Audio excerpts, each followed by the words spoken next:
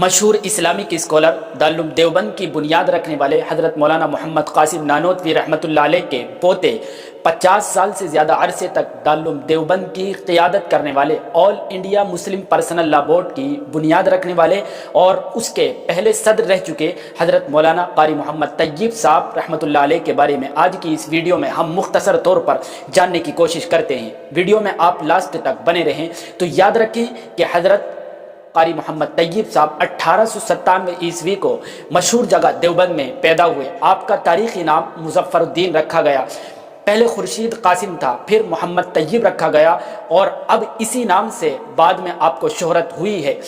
آپ کو بتلا دیں کہ آپ کے والد مولانا محمد احمد نانوتوی رحمۃ اللہ علیہ تھے اور آپ کے دادا حضرت مولانا قاسم نانوتوی نور اللہ مرقدہ تھے۔ حضرت شیخ الہند رحمۃ اللہ علیہ کے والد حضرت مولانا ذوالفقار دیوبندی اور مولانا فضل الرحمان صاحب عثمانی دیوبندی وغیرہ بزرگوں نے آپ کو یعنی قاری طیب صاحب کو بسم اللہ کرائی۔ پھر حضرت قاری عبد الوحید خان الہ آبادی رحمۃ اللہ علیہ نے قرآن کریم کا ناظرہ اور قرآن کریم کے حفظ کی تعلیم دی۔ 2 سال سے بھی کم مدت کے اندر قرآن کریم قرات اور تجوید کے ساتھ آپ نے کمپلیٹ کر لیا اور اس کا حفظ بھی کمپلیٹ کر لیا۔ اس کے بعد اگلے سال فارسی کی کلاس میں آپ نے دارالعلوم ہی میں ایڈمیشن لیا۔ 5 سال فارسی کی اکثر کتابیں جو مشہور اس زمانے میں تھی وہ تمام پڑھ لی۔ حضرت مفتی محمد شفیع صاحب دیوبندی رحمۃ اللہ علیہ کے والد حضرت مولانا محمد یاسین دیوبندی سے آپ نے وہ تمام کتابیں پڑھی۔ فارسی کے ساتھ ساتھ میتھ اور دیگر ضروری علم بھی آپ نے اس درمیان حاصل کیا۔ پھر عالمیت کے پہلے سال میں آپ نے ایڈمیشن لیا اور 8 سال میں 1918 عیسوی کو دارالعلوم دیوبند سے عالمیت کا کورس آپ نے کمپلیٹ کر لیا۔ تعلیم کے درمیان حضرت علامہ انور شاہ کشمیری اور حضرت حکیم امت حضرت مولانا اشرف علی تھانوی رحمۃ اللہ علیہ نے حضرت قاری محمد طیب صاحب کی مخصوص طریقے پر یعنی خاص طریقے پر تعلیم اور تربیت فرمائی۔ حدیث کی مخصوص سند آپ کو اس وقت کے بڑے علماء جیسے حضرت مولانا محمود الحسن دیوبندی، حضرت علامہ انور شاہ کشمیری، حضرت مفتی عزیز الرحمان صاحب عثمانی، حضرت مولانا شبیر احمد عثمانی، حضرت علامہ محمد ابراہیم صاحب بلیاوی، حضرت مولانا اعزاز علی امروہوی اور حضرت مولانا محمد میاں سید اصغر جیسے بڑے بڑے علماء کرام سے آپ نے حدیث کی سند حاصل کی ہے۔ تعلیم کمپلیٹ کرنے کے بعد میں دارالعلوم ہی میں آپ نے ٹیچر کے طور پر پڑھانا شروع کر دیا۔ دارالعلوم کے نودرے کی درمیانی کلاسوں کو آپ نے اپنے لیے سلیکٹ فرمایا۔ مشکات یعنی حدیث کی کتاب ہے اور صحیح بخاری بھی آپ سے متعلق رہی یعنی آپ پڑھاتے رہے۔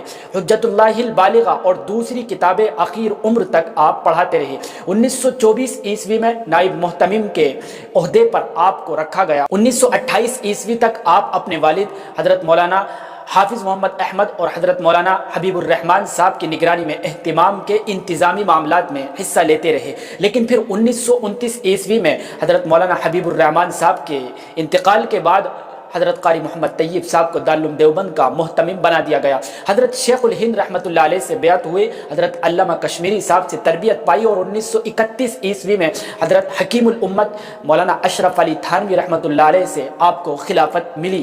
حضرت مولانا عبید اللہ سندھی رحمۃ اللہ علیہ 1939 عیسوی میں جب انڈیا واپس آئے، حضرت شاہ ولی اللہ محدث دہلوی کی مشہور کتاب حجت اللہ البالغہ پڑھانے کی درخواست کی، چنانچہ دارالعلوم دیوبند میں دارالتفسیر میں حضرت عبید اللہ سندھی نے یہ کتاب پڑھانا شروع کی، جس میں حضرت قاری محمد طیب صاحب نے بھی آپ سے یہ کتاب سبقاً پڑھی ہے۔ 1942 عیسوی میں حضرت مولانا مدنی رحمۃ اللہ علیہ کی گرفتاری کی خبر کے بعد ان کی رہائی کے لیے حضرت مولانا قاری محمد طیب صاحب کی نگرانی میں احتجاج کا سلسلہ شروع ہوا، تو اس وقت ان کے ساتھ ٹیچر سمیت اسٹوڈنٹس نے بھی اس احتجاج کے اندر بڑھ چڑھ کر حصہ لیا اور حضرت قاری صاحب نے جمعیت علماء ہند میں بھی ایک بڑا کردار ادا کیا ہے۔ اسی سلسلے میں اپریل 1944 عیسوی میں جمعیت علماء صوبہ سندھ کے اجلاس حیدرآباد میں ایک بڑا مجمع تھا، اس مجمع کے اندر حضرت قاری صاحب نے خطبہ صدارت پیش فرمایا تھا۔ یہی نہیں، 1972 آل انڈیا مسلم پرسنل لا بورڈ کا جب قیام عمل میں آیا تو آپ اس کے پہلے صدر اور پریزیڈنٹ بھی بنائے گئے۔ آپ کی صدارت میں آل انڈیا مسلم پرسنل لا بورڈ نے بڑی شاندار خدمات انجام دی ہیں۔